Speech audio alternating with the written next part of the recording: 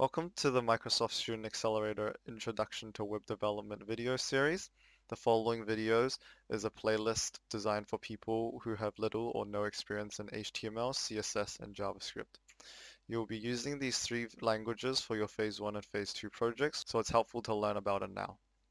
We will be going through the basics of HTML, CSS, and JavaScript to develop a simple web page. After you are done with the video series, you can further develop your skills by attempting one of the Microsoft Learn modules.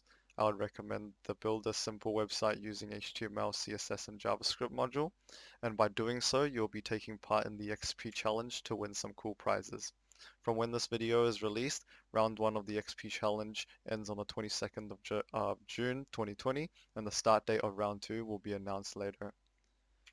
If you're stuck or do not understand at any point in time, please do not hesitate to reach out to the MSA Discord group. We'll have a link in the Discord, to the Discord group in the description of the videos. Thank you very much for watching, and we'll see you in the next video.